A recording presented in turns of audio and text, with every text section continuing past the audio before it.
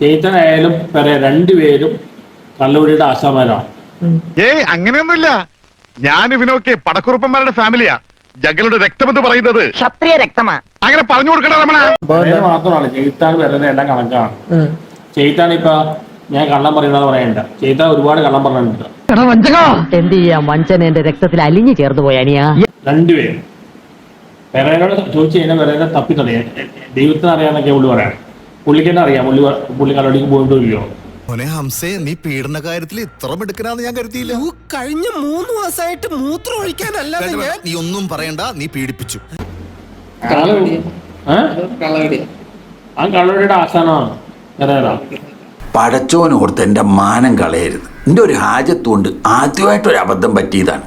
എന്നിട്ട് ആ ലോഡ്ജുകാർ അങ്ങനെയല്ലല്ലോ പറഞ്ഞ്. അസൂയ കൊണ്ട് പറയണായിരിക്കും. ആ പോയിട്ടുണ്ട്. ആ വെറുതിനൊന്നല്ല. എന്താ കാണാനൊന്നും വിട്ടില്ല. മനുഷ്യനെ താഴ്ത്തി കിട്ടുന്ന സ്വഭാവം പണ്ടേ നിന്റെ രക്തത്തിലുള്ളതാണ്. എന്റെ അച്ഛന്റെ പ്രായമായി കൊന്നേനെ. അവൻ കേട്ടെങ്കി ഇപ്പൊ നിന്നെ കൊന്നേനെ. വീട്ടിൽ കയറ്റില്ല. പെരേനെ വീട്ടിൽ കയറ്റില്ല. വീട്ടിൽ വന്നിട്ട് മുകളിൽ വൃത്തിയിലേക്ക് കാണിച്ചിട്ട് പോവാണ്. എന്ത് വൃത്തിയാണ് കാണിച്ചത്? പറയാൻ കാണാത്ത പല കാര്യം ചെയ്യുന്നത്. വെറുതെ പറയണം, ആരും വിശ്വസിക്കരുത്. ഞാനിത് ഗ്ലിസറിൻ തേച്ച് കരയുന്നതല്ല, റിയലായിട്ട് കരയുകയാണ്. സങ്കടത്തിലൂടെയാണ് കടന്നു പോകുന്നത്.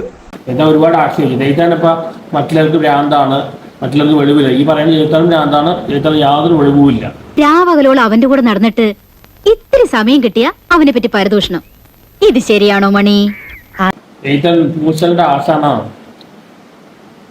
പെണ്ണുങ്ങൾ പൂച്ചലിന്റെ ആശാനാണ്. നിന്റെ അച്ഛനാ പുല്ലെത്തണ്ടി മാറി പൂശാണ് പോലും. കാരണം അസൂയ. അതിന് ഞാനെങ്ങനെ അസൂയപ്പെടണം? അസൂയാണ് പോലും. ആർക്കായാലും ഉണ്ടാവും അസൂയ.